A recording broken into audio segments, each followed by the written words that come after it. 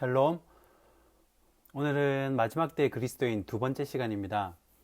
이 마가복음 1장 9절에서 11절까지 말씀을 가지고 예수님이 왜 세례를 받나요? 라는 제목으로 말씀을 나누고자 합니다.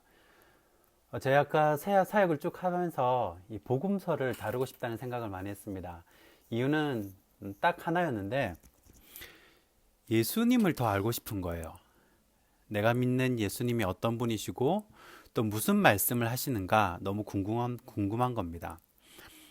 이 설교를 준비해 보신 분들은 알겠지만 이 그냥 성경을 읽는 것과 또 설교를 하기 위해서 이 성경을 읽는 것은 상당히 차이가 있습니다. 이 통독은 그냥 읽고 지나가면 끝이에요. 그런데 설교를 준비하면서 성경을 읽게 되면 일단 이 본문을 반복해서 읽게 됩니다. 그리고 전후 문맥도 파악을 하게 되고 이 본문의 역사적인 배경도 조사를 해요. 그리고 문화적인 배경도 조사를 하고요. 그러면서 이제 내 머릿속에 이 본문이 깊이 새겨지게 되는 겁니다. 반복할수록.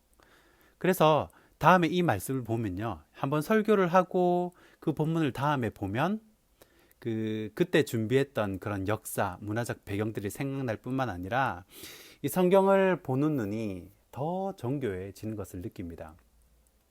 그래서 아무리 뭐 구약이 신약의 그림자 그리고 신약의 실체라고 해도 직접적으로 예수님의 이야기를 다루는 것이 복음서잖아요. 진짜 예수님이 말씀하고 행동한 것을 다 기록한 책이잖아요.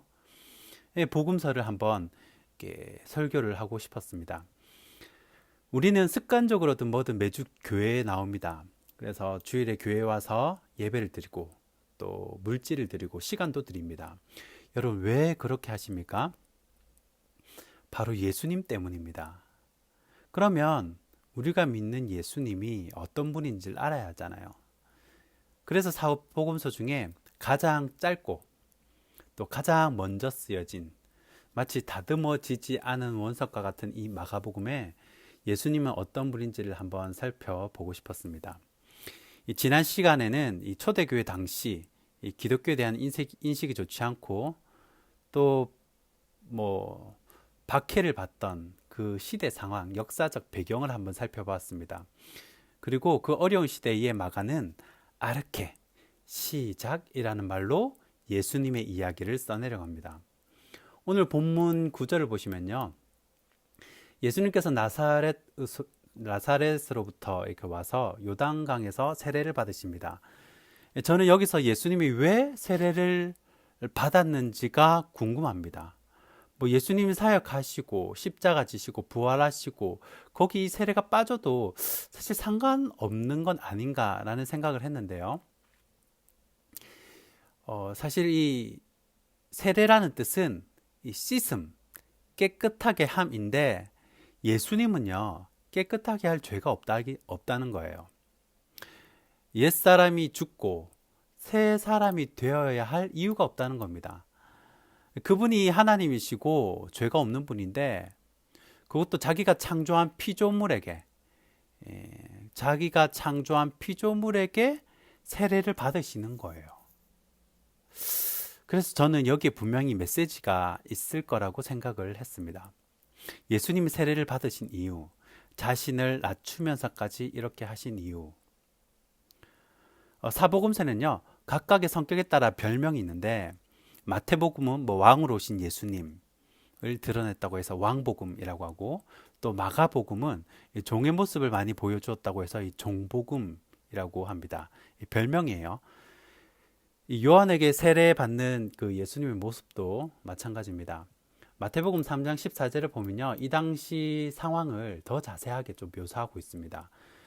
예수님이 세례받으러 오시니까 세례 요한이 당황한 겁니다. 세례 요한은 예수님을 보자마자 이분이구나 안 거예요. 왜 이 고수들은요, 이 고수들의 무림 고수들은 검끝만 서로 대어봐도 그 사람의 실력을 안다 그러잖아요. 그 검기가 막 흘러나오고. 그 예전에 어떤 사역하던 그 목사님도 그 베테랑이시죠. 이제 되게 오래 사역을 하셨던 분인데 부교역자 딱 보면요. 아, 이분은 몇 명 목회할 분이다. 이분은 뭐 100명 목회할 분이다, 1000명 목회할 분이다. 그게 눈에 들어온대요. 마치 이 드래곤볼에 나오는 그 전투력 측정하는 그거 있잖아요. 딱 보면 이렇게 이 사람의 전투력이 딱 측정하는 그 기계가 있거든요. 그런 것 같은 거죠. 그러니까 세례 요한은 그 시대 최고의 영적인 고수, 국민적인 지지를 받는 이 선지자인데, 그 예수님은 딱 봐도 레벨이 다른 거예요. 신이니까요. 하나님이시잖아요. 그러니까 이 요한이 보자마자 고개를 딱 숙이죠.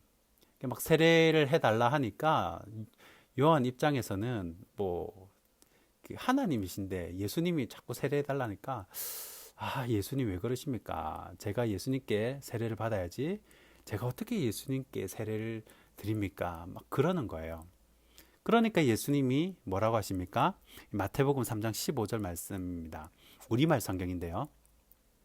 예수님께서 대답하셨습니다. 지금은 그렇게 하도록 하여라. 우리가 이와 같이 해 모든 의를 이루는 것이 옳다. 그러자 요한은 그대로 따랐습니다. 자, 이렇게 되어 있어요. 그러니까 쉽게 말해서 이렇게 하는 게 하나님의 뜻이라는 겁니다. 예수님의 자기 비하, 낮아지심이 하나님의 뜻이라는 거예요.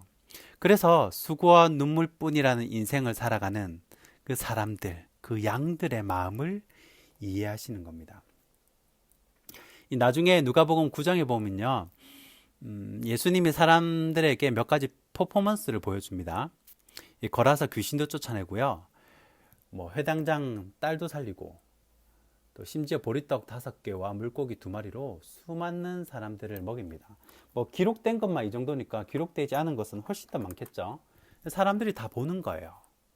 그런 걸 보니까 사람들이 뭐라고 하냐면, 주님, 예수님 어디로 가시는지 제가 따라가겠습니다. 절대 충성을 맹세하는 겁니다. 내 목숨 바쳐서 뭐 예수님이라면 내가 죽는 신용도 하겠습니다. 이렇게 절대 충성하는 거예요. 사실 다 목적 충성이죠. 그런 사람들이 늘어납니다. 왜요? 예수님 따라가면 먹는 거 해결되지요. 아픈 거 다 고쳐주지요. 뭐 인기도 있지요. 너무 좋은 거예요. 뭐가 떡이 자꾸 생기잖아요. 뭐가. 그러니까 너도 나도 다 따라가려는 거예요. 이렇게 참 씁쓸하죠. 이 사람들이 그 사람을 좋아하는 것은 자기의 유익이 있으니까 좋아하는 겁니다. 예전에 그 같이 사역했던 그 북한 탈북자셨는데, 북한에서 이제 그 뭐죠? 북한 잠수함을 설계하셨던, 이게 엘리트죠.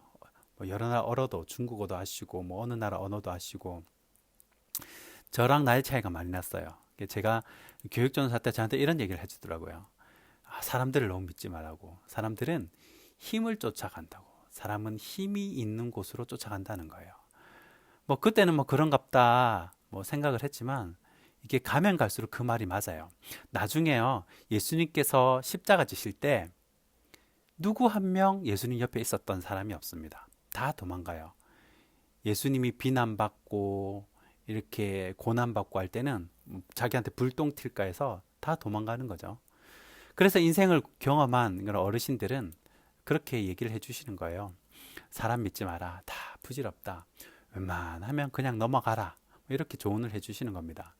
그러니까 이 인간 이해, 사람이 어떤, 인간이란 무엇인가, 인간 이해가 마스터된 사람들은 인간이 어떤 존재인지를 알기 때문이에요. 그렇게 예수님한테 이렇게 사람들이 오니까 예수님이 뭐라고 하냐면, 누가복음 9장 58절입니다. 예수께서 이르시되 여우도 굴이 있고 공중의 새도 집이 있으되 인자는 머리 둘 곳이 없도다 하시고. 자, 이 말은 이 집이 없어도 걱정 없다, 만족한다가 아닙니다. 그것보다 오히려 나도 월세 산다, 나도 집 한 채 없다라는 거예요. 그러니까 예수님이라고 날마다 행복한 삶, 항상 기뻐하면서 걱정 없이 산 게 아니었어요. 예수님도 자기 집이 없다는 거예요. 예수님의 지혜와 예지 능력으로 충분히 이렇게 제자들에게 좀 이렇게 고급 정보를 흘려줄 수도 있겠죠. 야, 베드로야, 나사렛은 너무 시골이고 개발이 전혀 안 될 것 같다. 예루살렘의 땅을 좀 사놔라. 앞으로 많이 오를 거다. 뭐 이런 거 기대하고 온 거잖아요. 그런데 예수님도 집이 없어요. 예수님도 우리와 똑같이 불안해하고 걱정하는 모습이 복음서 곳곳에 나옵니다. 특히 십자가 지시기 전에 이 순환 예고라고 하는데, 그때도 여러분, 신인데 뭐 채찍이 무섭고 칼이 무섭겠습니까? 신인데, 하나님이신데. 그런데 예수님도 맞으면 아프다는 거예요. 예수님도 걱정이 되시는 거예요. 불안하신 거예요. 그러면 여러분, 이 요가 뭐냐? 예수님은 우리가 겪는 생활고 또 우리가 겪는 불안을 똑같이 경험하셨다는 겁니다. 그래서 이 마가복음이 종복음이라고 그러는 거죠. 그런데 사람들과 함께 지내시고 또 그런 부류의 사람들과 함께 사역을 하시다가 하나님의 때에 십자가를 지십니다. 그런 삶을 하나님이 기뻐하시더라는 거예요. 그래서 오늘 본문 11절 보니까 예수님의 자기 비하, 이 피조물로부터 세례를 받고 나서 뭐라고 기록되어 있냐면, 너는 내 사랑하는 아들이라 내가 너를 기뻐하노라 라고 하는 겁니다. 항상 이 성경의 원리는요, 낮아짐이 먼저예요. 그 섭리가 있거든요. 쓰임받기 이전 항상 철저히 낮아져서 이렇게 집 없는 사람 마음도 알고, 밥 굶는 그런 양들의 마음도 알고, 아픈 사람들의 마음도 아시는 거예요. 내가 경험해 봤으니까요. 그리고 나서 쓰임을 받아야 나중에 사울왕처럼 넘어지지 않습니다. 하나님의 뜻을 온전히 이룰 수가 있어요. 하나님은요, 자신의 아들을 훈련시킬 때에도 똑같이 하시는 거예요. 먼저 낮아지고 그 다음 사용하십니다. 부활하고 나서 십자가를 지는 게 아니라 이 수치스러운 십자가를 먼저 지고 그 다음에 영광스러운 부활이 나중이라는 거예요. 우리 역시 마찬가지입니다. 낮아짐이 먼저예요. 세례요한하고 예수님하고 어떻게 뭐 비교가 되겠습니까? 그런데 예수님은 세례요한에게 세례를 받잖아요. 우리에게도 그런 모습이 있어야 한다는 겁니다. 하나님의 섭리의 과정이 있어요. 승리를 주시기 전에 낮아짐이 먼저라는 겁니다. 예수님의 세례를 기억하시면서 철저히 낮아짐의 인생을 잘 감당하시기를 소원합니다. 기도하겠습니다. 사랑의 하나님, 오늘 예수님께서 세례받는 모습을 통하여 우리 삶을 되돌아봅니다.